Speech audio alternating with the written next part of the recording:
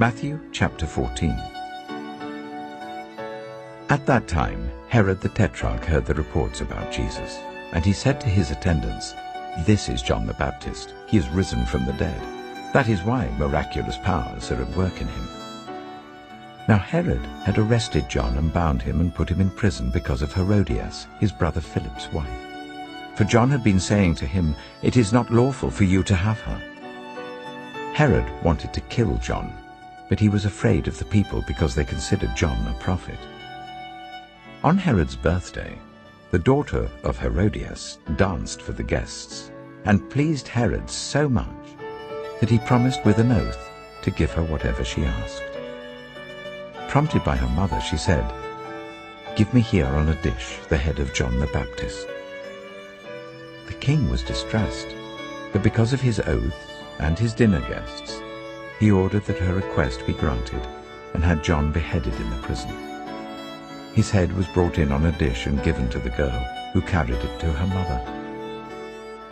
John's disciples came and took his body and buried it. Then they went and told Jesus. When Jesus heard what had happened, he withdrew by boat privately to a solitary place. Hearing of this, the crowds followed him on foot from the towns. When Jesus landed and saw a large crowd, he had compassion on them and healed those who were ill.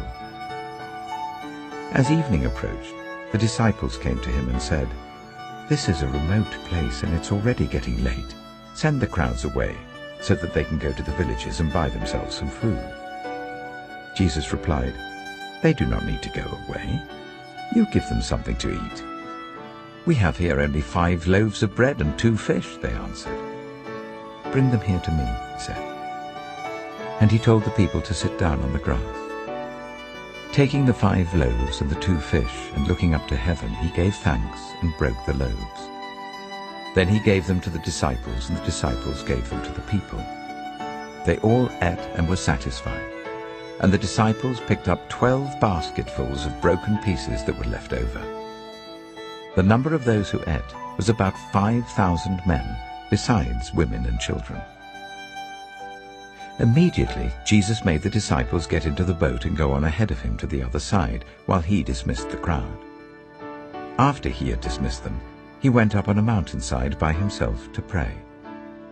Later that night, he was there alone, and the boat was already a considerable distance from land, buffeted by the waves because the wind was against it. Shortly before dawn, Jesus went out to them, walking on the lake. When the disciples saw him walking on the lake, they were terrified. "It's a ghost," they said, and cried out in fear. But Jesus immediately said to them, "Take courage, it is I. Don't be afraid." "Lord, if it's you," Peter replied, "tell me to come to you on the water." "Come," he said. Then Peter got down out of the boat, walked on the water, and came towards Jesus. But when he saw the wind, he was afraid, and beginning to sink, cried out, "Lord, save me!" Immediately Jesus reached out his hand and caught him. "You of little faith," he said, "why did you doubt?" And when they climbed into the boat, the wind died down. Then those who were in the boat worshipped him, saying, "Truly, you are the Son of God." When they had crossed over, they landed at Gennesaret. And when the men of that place recognized Jesus, they sent word to all the surrounding country. People brought all who were ill to him, and begged him to let those who were ill just touch the edge of his cloak, and all who touched it were healed.